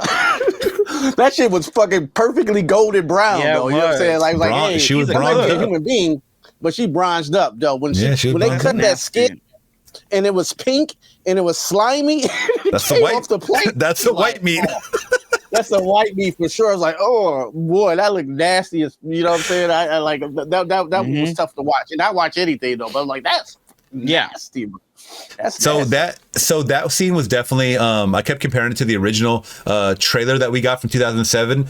That has a lot of like scenes lifted from that original trailer, like even the dad throwing up, that scene's from the original too, like when he's like cutting and stuff. I think they showed a little more in the actual trailer of 2007's, like more gross shit. But like, they took a lot of scenes from that original. But yeah, when he was throwing up, everybody's screaming, and it was just like, oh, and then the head bashing. How about the head bashing that we got? Yes. God damn, I love that. I love that. He deserved that.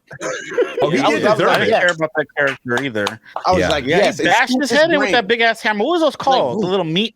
Yeah, what's a meat smash? What meat tenderizer? I think it might be a meat tenderizer. Yeah, you're right. He fucked him up with that meat tenderizer. His brains was tenderized because that was a mess. He took his brains and threw it in the cranberry sauce. Yeah, I was like, yeah. Didn't it disturb you guys that because they were live streaming that scene and everybody was giving hearts and likes? I'm like, why the fuck would you be liking this? That's the society we live in. Yeah. Period. They didn't give a fuck. Yeah. People were probably like, oh, this is good CGI. It's probably fake, watching it and stuff. So they didn't think it's real. Hopefully, I hope not. I hope not, but that was a wild ass scene. Yeah, I like the brain. That was good. Yeah. Were you guys surprised that Addison Rae didn't die? Addison Rae. Oh, that's the friend. Yeah, she didn't. Right? She did not die. She had the I think Letterman jacket on at the end. She was screaming. She didn't die though. She died in the sequel. It's fine. That's true. Not the one with the shit in her neck, right? The corkscrew in the blood, right? No, that was the I guess the cheerleader. I think. Yeah, the cheerleader. Yeah, the dead cheerleader. Right. No, she was the one that.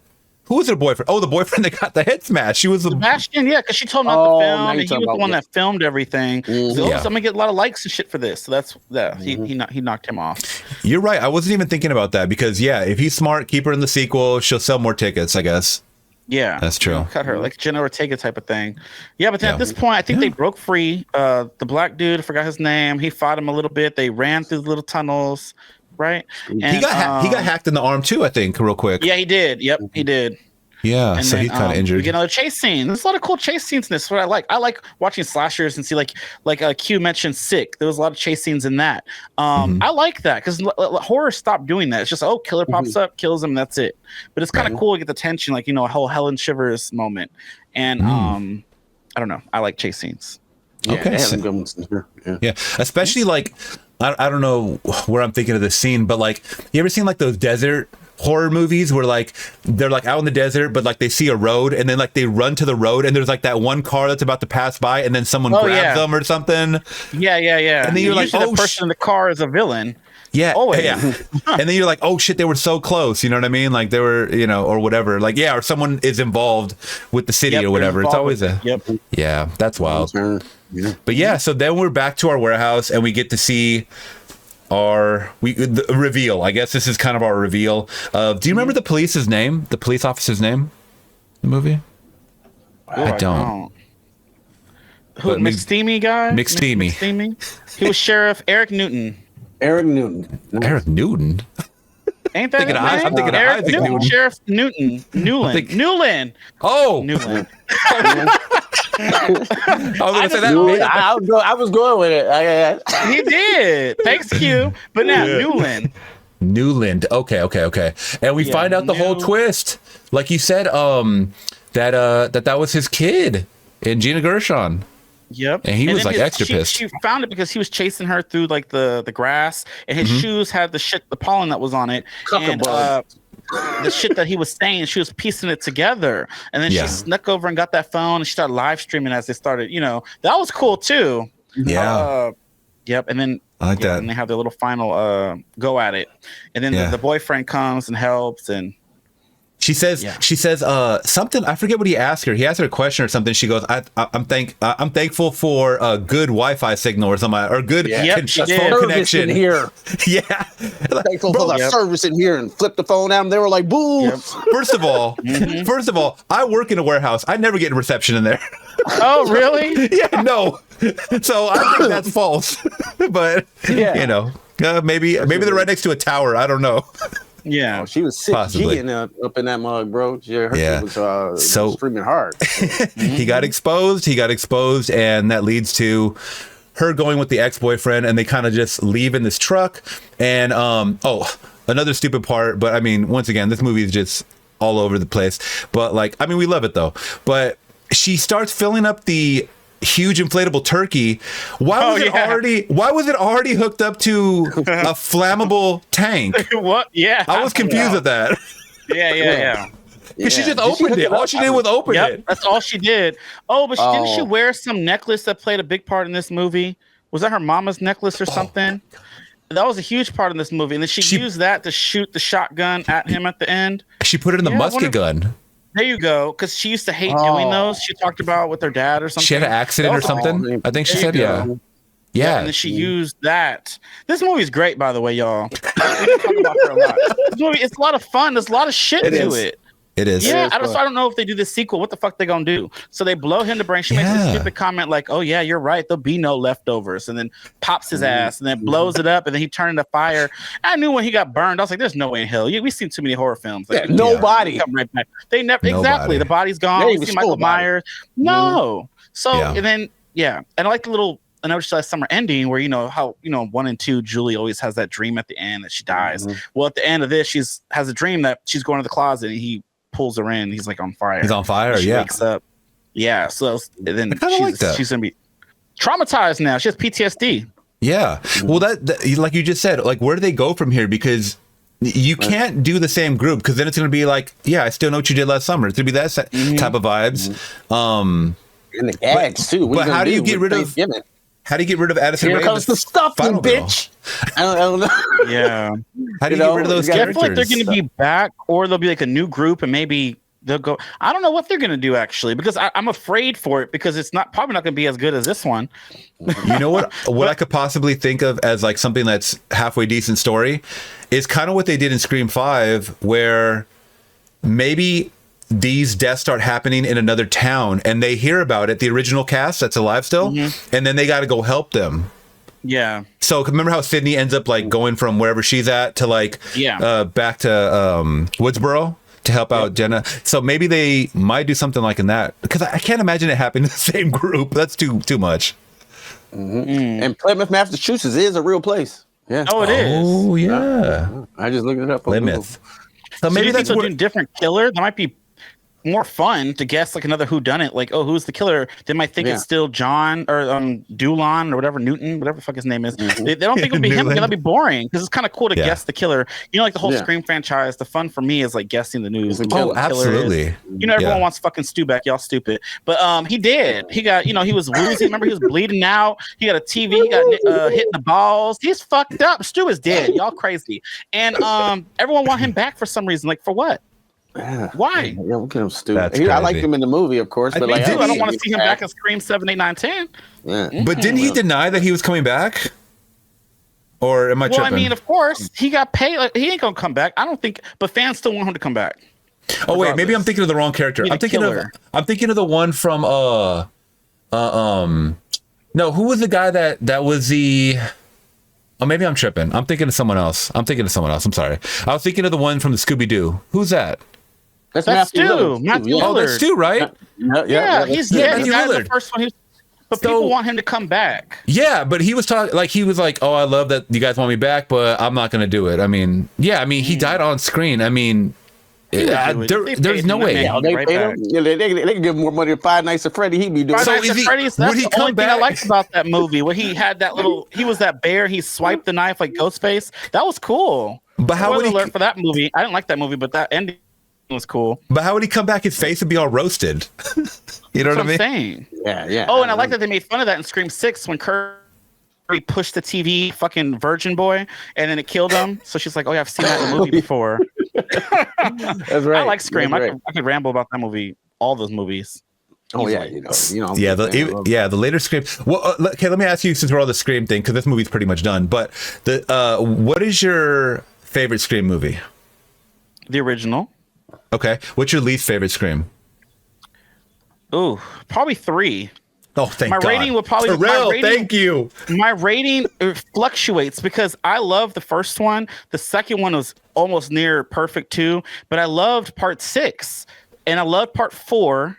Part 4 was, I think, the best out of all the killers. Everyone's like, okay, of course, Billy's the best killer, but in my opinion, Jill is right up there with him, if not better, only because Jill is before her time. She killed her mom. She tried to kill her cousin. She had Charlie. Everyone else doing her dirty work. She was the main mastermind behind this. Her whole plan was to be famous. This bitch said, who needs friends when you could have fans? She killed her own mother. This bitch was psychotic. She almost killed Sydney, the only killer to nearly kill Sydney, and she was throwing herself against the walls and shit. She almost got away with it.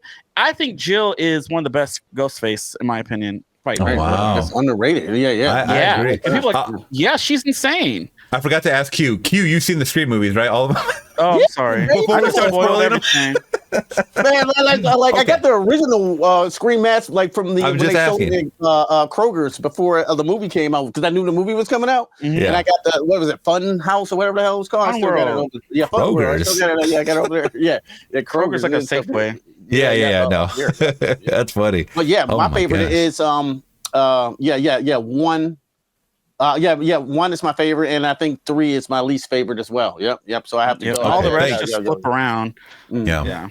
I think we're all on the same page with that one. Opinion. I love the beginning of the last one, 6. I thought that was genius. I thought that was the opening. Like, that's fucking cold. I didn't even see that coming. I usually can see this shit coming. Like, I didn't see that coming. I thought that was brilliant. It's funny. It's funny that people like they still refer back to some of the little cameos and they talk about Samara Weaving like, oh my God, like if she would have, survived this or this could have been this, but they're just like nice little nods to add to the franchise. I mean, even that guy is a I've seen him in other movies. The one that's like, that stabs her. That guy. Spider-Man. Yeah. Spider-Man. Is it his name? Not Flash, but who does he play in the? He's like the Marvel version of Flash. He's like a jerk in that movie. Yeah, I don't remember what his name. You know Flash. who it is, Q. I know what you're talking about. Yeah, I know what you're talking about. Yeah. Flash in the Spider-Man movie, the Tom Holland one. I don't know his name. Yeah, I don't remember his name. The Flash. I think his name is the Flash in Spider-Man, right? That's what I thought it was too. But his name is different in the Holland one, I think. I don't know. Oh, okay. Like that. But what I'm saying is that I'm glad that Scream can incorporate like small little cameos like that. Like, oh, I've seen that person or I've seen that girl or whatever, you know what I mean? And then they just kill them off. Like, you know what I mean? Don't you think Jada Pinkett should have got stabbed more though? After current events, I look at that scene a lot different. Get her, sure do. God. I look at that scene. Is that going too far? No, it's not. That still led to one of my favorite scenes in was it Scary Movie 2 or the first Scary Movie when Regina when Brenda died. I love her. Oh God! I mean, she doesn't die, but she recreates that scene, and that shit is so funny. Is that in Scary Movie 2? Or it's the first one? Oh, it's the braids. Yeah. Bro, that still look the same. God, the Wayans brothers don't get enough credit for those damn movies. Especially after all those, after everybody parodied every single movie after that. Remember, superhero movie, epic movie, all this bullshit that came out. Oh God, they can never do that era. Scary movies were perfect. I want them to come back and do another one because same here. Yeah, they took their franchise from kind of right after Scary Movie. Oh yeah, the whole story is that they wanted to buy a script or have them work on Scary Movie 3, and then but they're like, okay, but we need like. Can we get more money? Because obviously these movies are successful, and they're like, nope, we're not giving you more money. And they're like, this is the third movie. Like, you guys are not gonna. No, fuck you. So, but what I had heard is that like 80% of that script is the Wayans brothers because they had taken the script and they basically stole it from them. Because the third one wasn't that good. It was all over the place. I love that rap scene though. That shit is so funny to me. The Eminem one. Yeah, the Simon Rex. Yeah, Simon Rex. That shit is so funny to me. Oh God, I don't know. Yeah, it has Liam, Charlie Sheen. Yep. Oh, now I remember now. But yeah, that is such a weird. That is a weird movie. Yeah. He plays. Sydney goes blonde in that one. Yeah. Main girl. That was part 2. Yeah. And then Brenda the teacher. Remember, Brenda's like a teacher. Yep. And then they fight the ring girl. That was funny. That was a funny Samara scene. came out the TV. She's like, Sydney, this bitch is dripping all over my floor. Yeah. But I think that one was PG-13 too, so it threw everything off. Oh, were the first 2 rated R? Rated R. Yep. Oh, I didn't know that. Yeah, all the shit they were doing. You remember the jizz scene and all that? Yeah. When you were is that? I thought that was PG-13 worthy. Yeah, but really, I don't think it was that bad. That was a lot.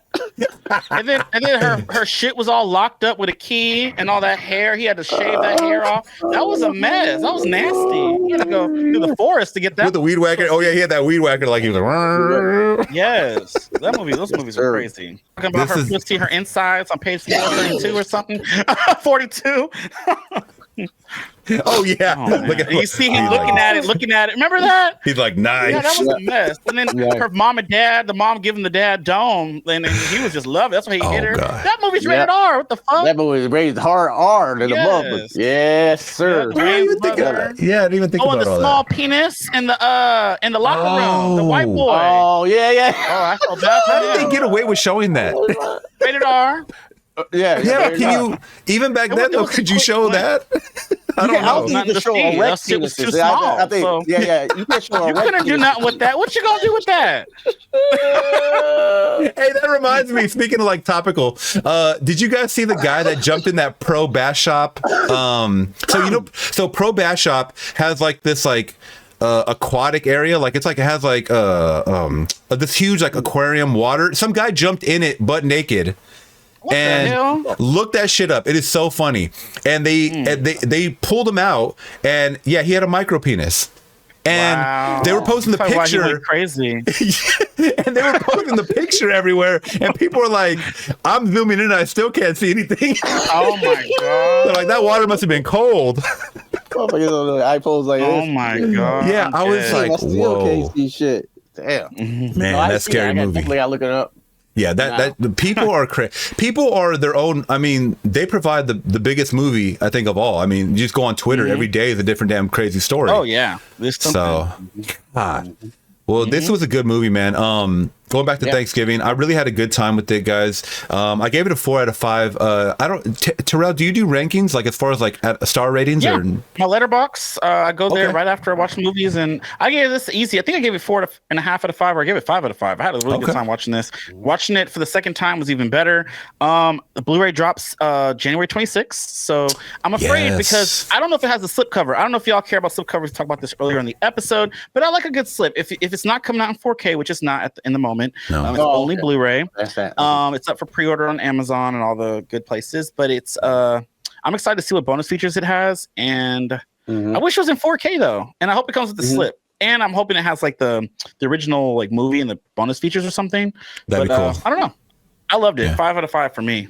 I'm between a 4 and a 4.5 out of it now. Especially I've seen it the second time. I think when I rated it first, I was like 3.75. But now that I watched it again and had so much fun with it, I'm gonna go for 4.5 out of 5. I had a ball watching it right, you know what I'm saying, right here, just enjoying all the kills and all the fuckery in that movie. So yeah, I'm about a 4.5 with it. Yeah, the kills are insane. They actually have a website. Chase scenes, you know, like you said, a lot of throwbacks to Texas Chainsaw Massacre, things like that. And just the turkey scene was over the top. It's just a fun little movie that I probably threw on next Thanksgiving. And then in the beginning is gold. That Black Friday scene is gold, bro. Like you said, I can watch a whole movie like that, like a short. That'd be great. But we don't even have to watch that because they used to do that for real. So you just look up YouTube videos. Acting a fool over toaster ovens. That's what's so cool about this movie too, is because you could watch this yearly. Like you add it to like your yearly holiday horror watch list. A lot of like Thanksgiving horror films were coming out. Like the last Thanksgiving I watched that was awful. There's a lot of bad ones. So this one's the first good one for Thanksgiving. There's a lot of Christmas ones that you could like pick through. A lot of those are bad too. But I mean, this is one that you could actually watch because there's not really any that are that great every year, especially for horror fans. If you guys do that. That's facts. Yeah, I'm thinking I'm adding that to my Thanksgiving horror list. And every year. And I'm glad we're talking about it because the physical is coming out at the end of the month. This was a fun talk, guys. Thank you guys so much for joining me. Terrell, we're gonna leave all your information down below so everyone can follow you. You need more views on your videos too, by the way. What the hell is going on? Yes, thank you. Yes, I can't wait to watch after this. I'm gonna go down the rabbit hole. Please check it out. Yeah, for sure. Have fun. I hope. You got some great takes. I love the editing. I love how entertaining it is. I love when you curse the frog over your face. Ribbit, Mr. Ribbit. God. Yep. So funny. So funny. So clever. Yes.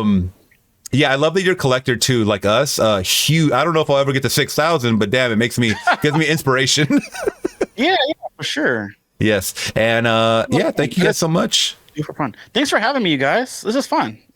Absolutely. So yeah, that being said, if you guys are watching on YouTube, make sure to hit that big thumbs up. Consider subscribing today. Leave some comments on your thoughts on Thanksgiving and all the other stuff that we talked about along the way. And oh yeah, if you guys are, I always forget the audio listeners. If you guys are listening on Spotify or Apple Music, make sure to leave a good review. Hit that 5-star or however you guys can to support the channel. And we're gone. We'll see you guys next time. All right. Peace. I'm just warming up, you pathetic worm! Why won't you die? No! Game over.